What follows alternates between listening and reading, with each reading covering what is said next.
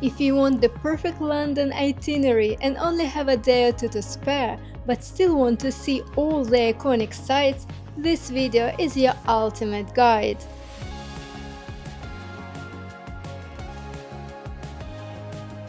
After a magical 24 hours in Salisbury and standing inside the actual Stonehenge, I'm now heading to London.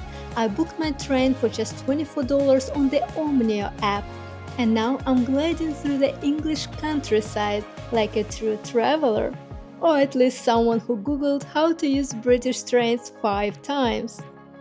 Next stop, London Waterloo.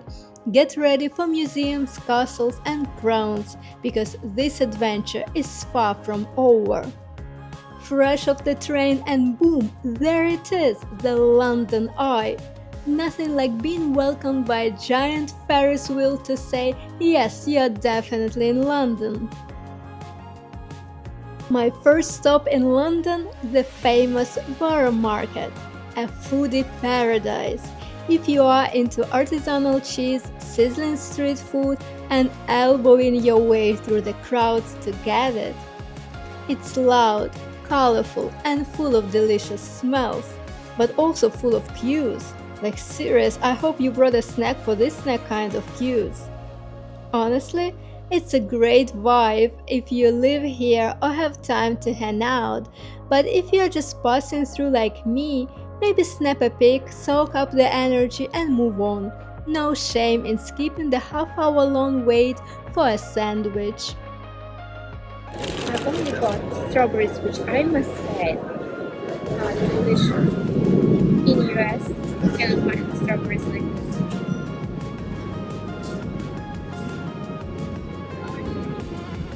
The best strawberries I ever eaten. I have a tea.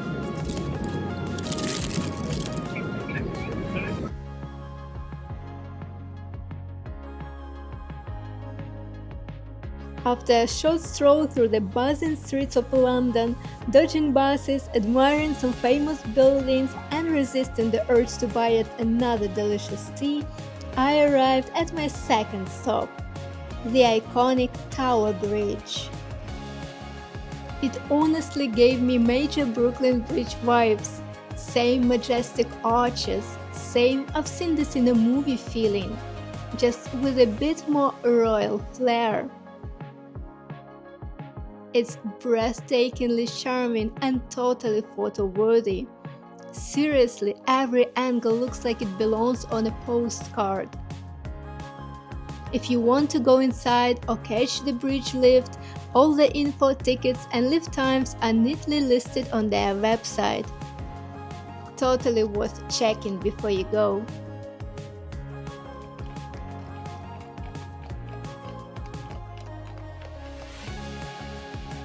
Next stop, the Tower of London, and this one is a big deal for me. I grabbed my ticket right at the kiosk, no lines, super easy. This historic fortress was originally built by William the Conqueror in the 11th century as a royal palace and a symbol of power. But over the centuries, it's also been a prison, a place of executions, and yes, they even offer a torture tour if that's your thing. Personally, I'm here because I need to see the crown. I don't care if it takes over an hour in line. I'll stand there, rain or shine, just try and stop me. The crown jewels were the reason I came to London. They've been on my vision board for years, and now I'm finally here to see them in real life. Manifestation mode activated.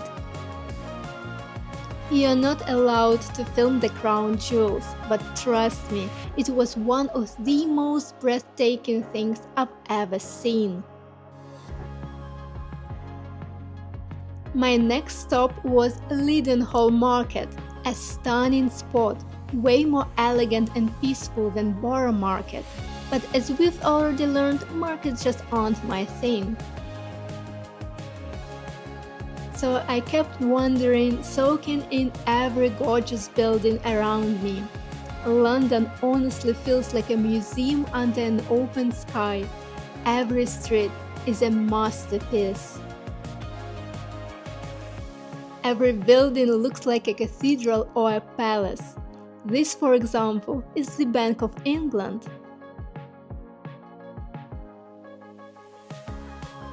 There is jaw-dropping architecture whenever you look. And here I am at my fifth stop, St. Paul's Cathedral. One of the London's most iconic landmarks, it's been the site for royal weddings, state funerals, and historic moments for over 300 years. Its grand dome is absolutely breathtaking, and yes, it's even more impressive in real life.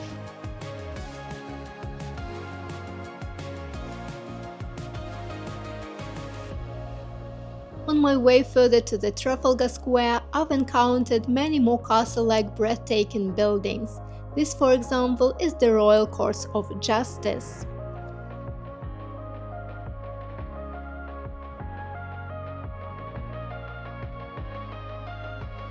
And here it is, stop number 6, Trafalgar Square, the perfect midpoint to rest my feet, snack on something tasty, and soak in that classic London buzz.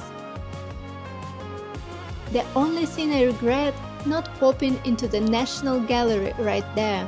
It's free, fabulous, and full of masterpieces. Next time for sure.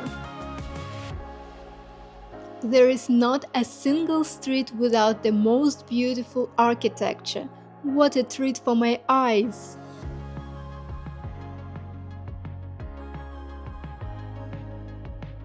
Seventh stop, and my absolute favorite, Big Ben and Houses of Parliament. The moment I stepped into that iconic view, I felt completely at home.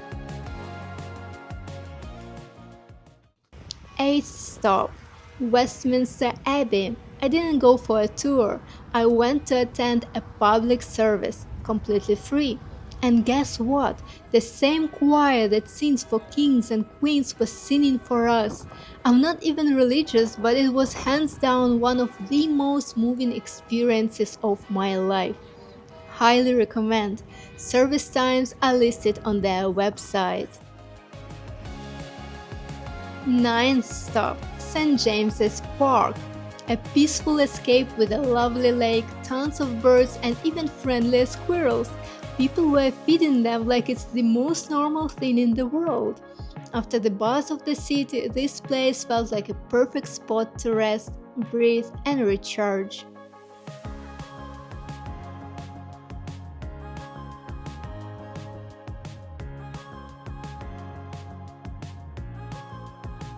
And here it is, my final and most anticipated stop of the day, Buckingham Palace, the official residence of the King. The flag was up, which means His Majesty was home. Just knowing the King was in made the whole experience feel extra royal. The perfect spot to end my day and wrap up this unforgettable walking tour through the heart of London. Actually, a fox just ran on the premises on the ground of Buckingham Palace right in front of the guards, but I didn't have time to film it. Just like a real fox, they have foxes, believe me or not.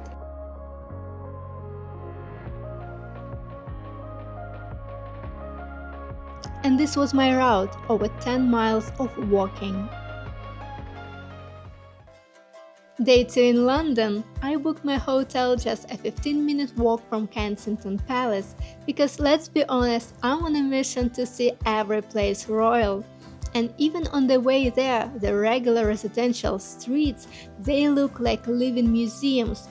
Charming, elegant, and straight out of period drama. Kensington Palace might not look super grand, but it holds some royal heavyweights. Queen Victoria was born right here, and Princess Diana once called it home. It's elegant and historic, but definitely more cozy palace than royal extravaganza. Young Victoria is one of my all-time favorite movies, so walking through the very rooms where it all happened felt surreal. And here is the monument to Princess Diana.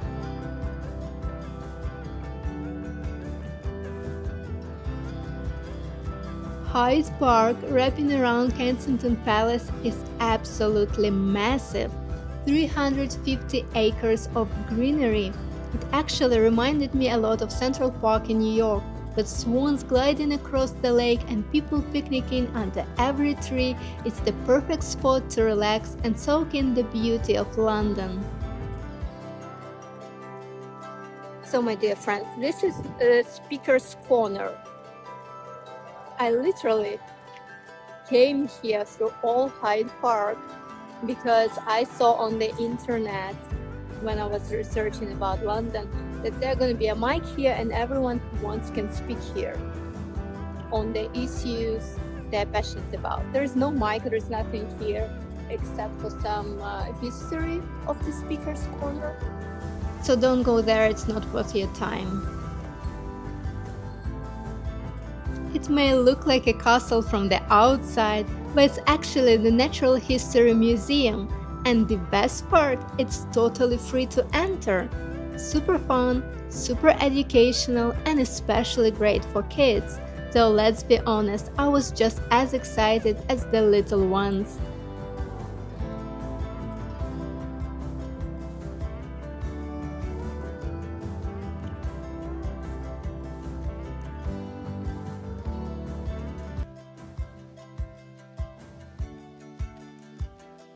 Right across the street is another gem, the Victoria and Albert Museum. And yes, it's also free. This place absolutely blew my mind. 7 floors, packed with art and treasures from all over the world. I spent over 2 hours there and barely scratched the surface. And honestly, I'm not even a big museum person, but this one is a must visit.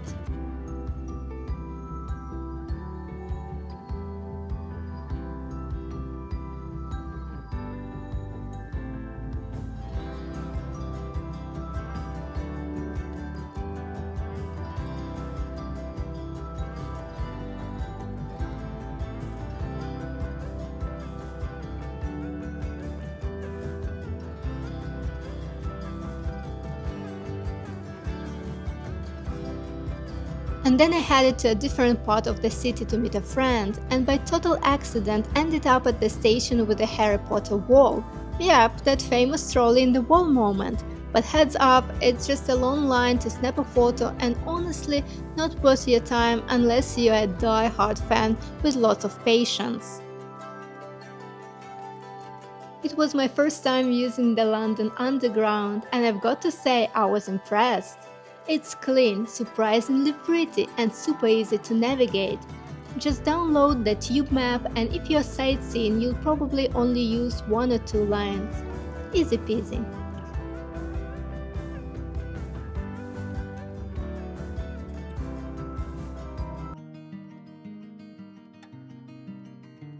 Next day, I headed to Windsor to explore the legendary Windsor Castle, Queen Elizabeth II's favorite.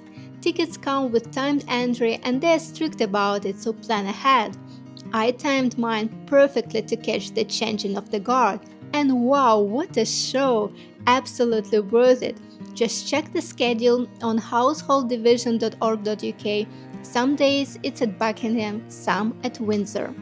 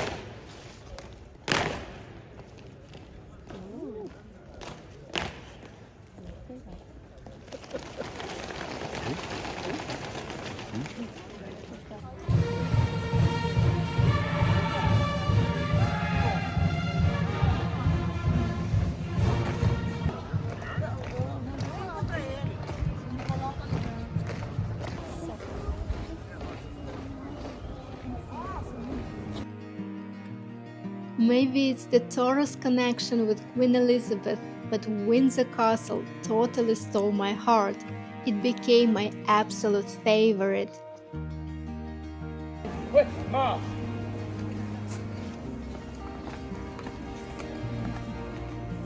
Relief! Halt!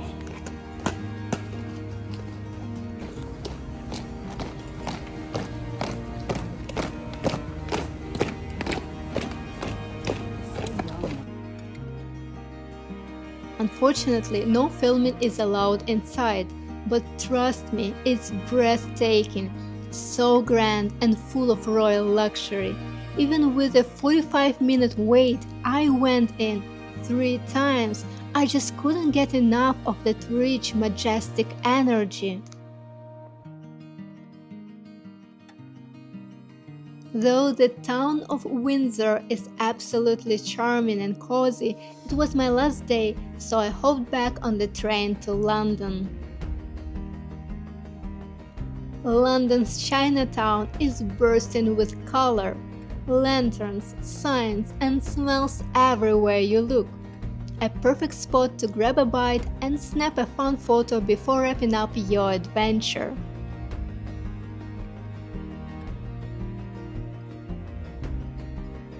I saw this spot online, famous pretty houses, but honestly, unless you're in London just for Instagram photos, you can definitely skip it. Not much to do or feel, just a cute backdrop. And to wrap up this beautiful adventure, I took one last walk to see London at night. I went to Piccadilly Circus, a place which reminded me of Times Square in New York. Magical lights, sparkling reflections, and that unmistakable charm that makes you fall in love with the city all over again.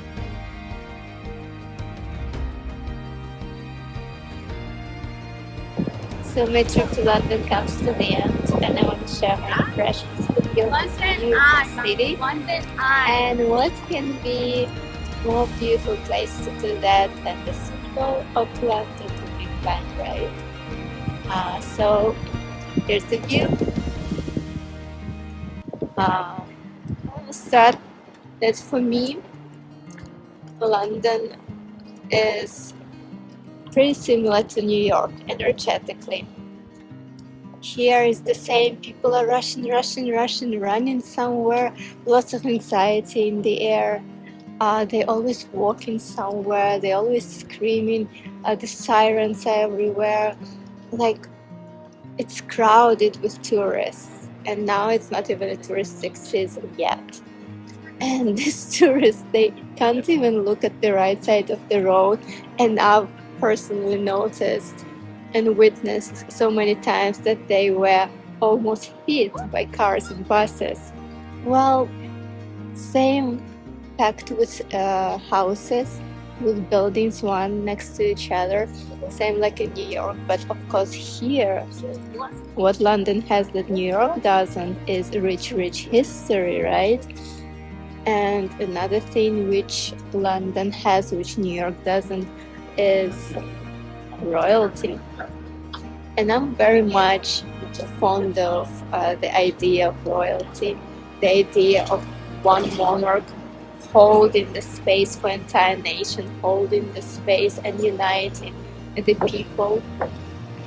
I'm very much fond of the idea of tradition, which brings you together. Traditions always unite people and always bring people together.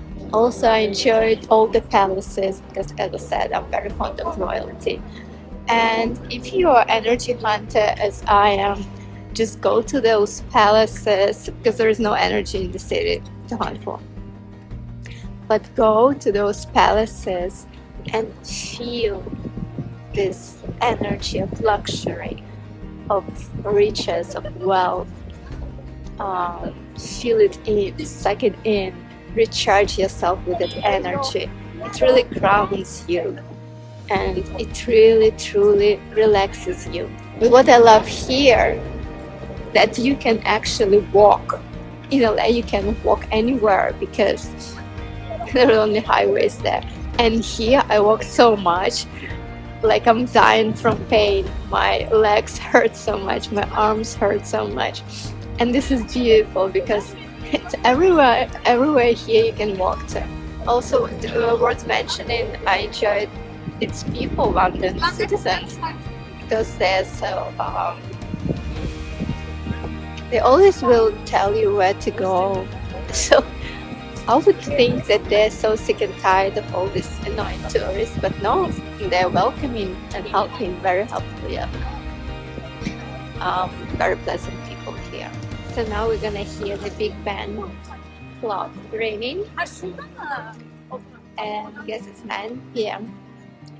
And I wish that every single one of you can visit this beautiful city and enjoy it as much as I did.